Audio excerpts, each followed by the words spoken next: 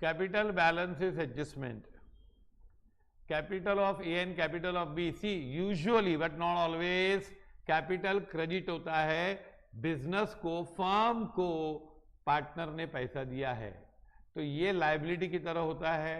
और उन्होंने कितना पैसा निकाला है, बिजनेस से कितना लिया है, 9000।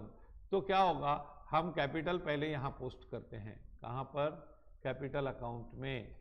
कैसे पोस्ट करते हैं, बाय बैलेंस ब्रॉट डाउन 50,000 और 60,000, ये लोग हमारे क्रेडिटर हैं, लायबिलिटी है। और 2 ड्राइंग्स अकाउंट, ड्राइंग्स कितना ले चुके हैं, 9,000 और 8,000, तो 9,000 ये सीजेस टू बी क्रेडिटर। मतलब ए का कैपिटल, ए ने हमको 50 दिया है, ए हमारा लायबिलिटी है, हमारे फर्म का लायबिलिटी है 50, उसमें से 9 ले चुका है, तो नेट लायबिलिटी 41 है।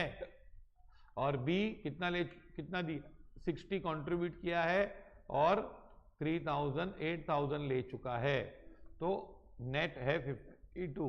अभी और एक एडजस्टमेंट आया, क्या है, goods of ₹6,000 are destroyed by, are withdrawn by B. हाँ, बी विड्रॉ करता है। तो सपोज हमारे वहां परचेजेस होते हैं 2, जैसे ओपनिंग स्टॉक है, समझो ट्रायल बैलेंस में ये अज्यूम किया है 45,000 है, और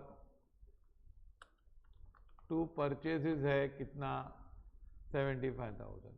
तो 1,20,000 का माल मैं यहां लिख रहा हूं यूज हुआ है, पर अब ये बता रहा है कि 6,000 बी लेके गया है, तो बी लेके गया है तो मैं लेस करूंगा, यहां से less goods withdrawn by B, कितना, 6,000।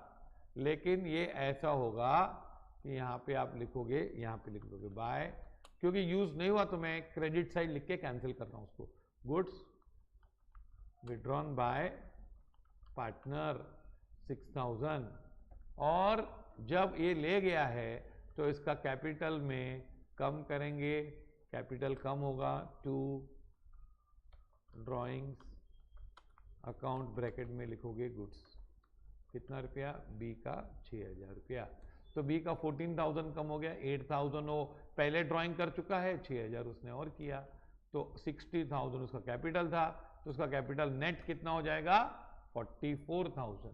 लेकिन ये एडजस्टमेंट हमने बताया कि 2 जगह आएगा, trading account credit side, trading account credit side आता है not as a income but as a reduction in use of goods, तो ये होता है Q3, यूज नहीं हुआ तो एक्सपेंस कम हो गए, और ये कैपिटल कम हो गया तो ये आता है P5, ओके।